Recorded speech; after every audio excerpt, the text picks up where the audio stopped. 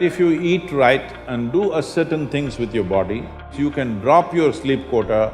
I'm getting lazy and I'm sleeping, averaging somewhere around 4.5 hours now.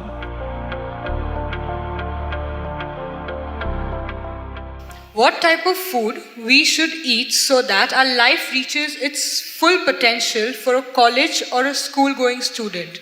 So what kind of food? We must understand this. Food is not a religion, food is not a culture, food is just the fuel for this machine. Yes? There may be cultural aspects to the tastes, there may be even religious tinge to the food over a period of time, but essentially food is fuel for this body. So with what kind of food will it function with minimum struggle within itself and maximum impact?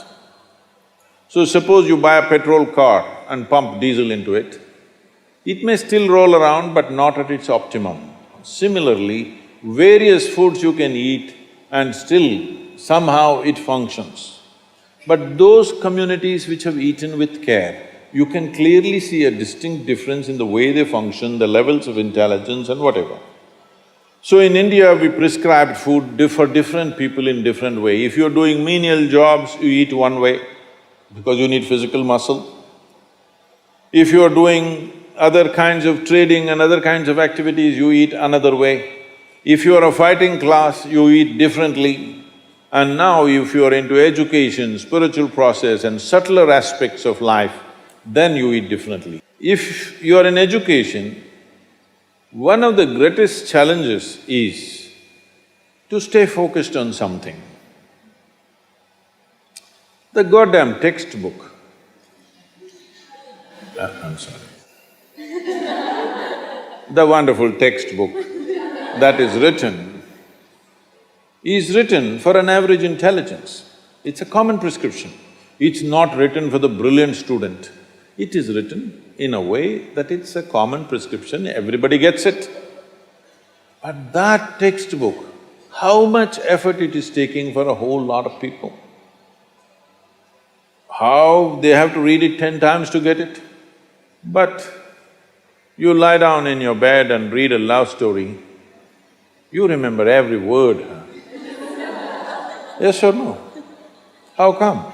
So you don't lack memory, you don't lack focus. It is just that textbook and you, chemistry is not working. So, what you need is a higher level of focus, a higher level of involvement. And another great enemy for a student is, because this textbook is such a tranquilizer, the moment you open it, go to cinema till 2 a.m. you're up, open the textbook at 9 o'clock, right there, you smash into it. So sleep is another big enemy. So what kind of food do you eat so there is no inertia in the body? In yogic way of seeing things, we are looking at tamas, rajas and sattva. Tamas means inertia, rajas means activity but no balance, sattva means absolutely balanced kind of energy. When you're in education, you need a very balanced kind of energy because you have to focus on something which doesn't naturally interest you. It's not something with which your chemistry is gelling. If your chemistry is gelling, you are always focused on that one, isn't it? Here there's no chemistry, but you have to focus on that. For this you need a balance and a steady mind. For this you need to eat in a certain way. To put it very simply, food goes through your body through the alimentary canal. From your mouth to your anal outlet, there is a pipe. Through this it runs, going through various stages of digestive process. Many of you are biology people, right? So, it goes through the alimentary canal. Now it begins with the lip. Here, if you look at this, all the herbivores and carnivores. If you look at the animal kingdom, there are herbivores and carnivores are two main segments of animals in the world. One eats vegetable matter, another eats meat. If you look at the alimentary canal, the way it is built, between herbivores and carnivores, there's a distinct difference. Everything in the human being suggests that you are naturally a herbivore, but for the sake of survival, we became carnivores. If you look at the jaw movement, all the carnivorous animals have only cutting action. Herbivores have cutting and grinding action. There are molars, but carnivores don't have widespread molars, they have just incisors, canines, and everything looks like cutting teeth. So they do only this.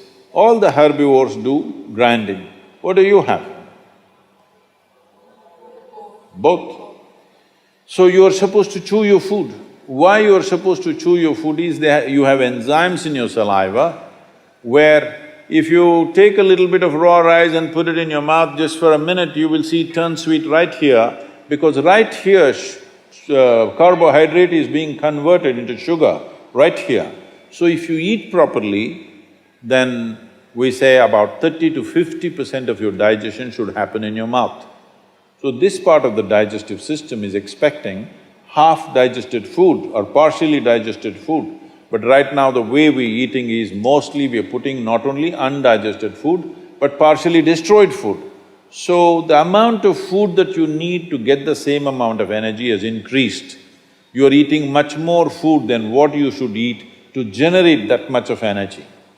Because of that, there is inertia in the body, because it has to process so much more food than what it should, there is inertia. Once there is inertia, your sleep quota increases. How many hours do you sleep on? Hello? 8 hours. You're going by the prescription, huh? See, this is not that you must deny yourself sleep, that's not the point.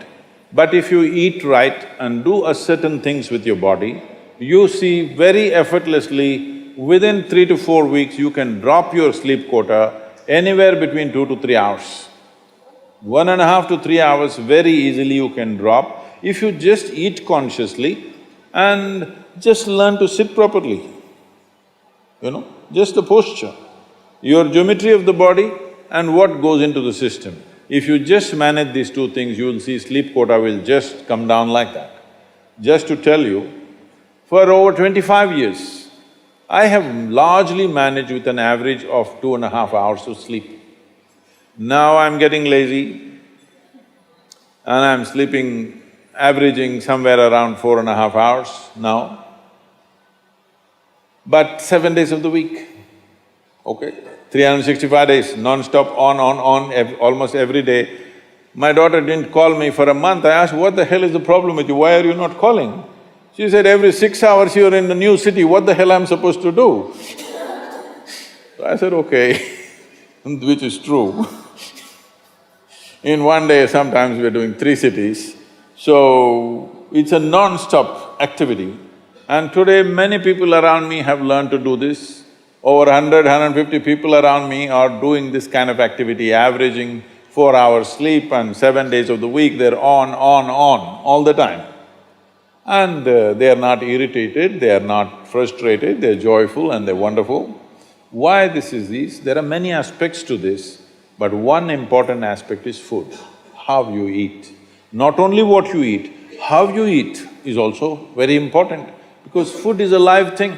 One simple thing all you girls can do is just see various health issues and inertia issue, focus issue, just bring 40 to 50% of the food in its raw form, that means it's alive. It must be a live cell, it can be a vegetable, it can be a fruit, it can be a nut, it can be sprouted gram. At least 40 to 50%, the food that you eat must be alive.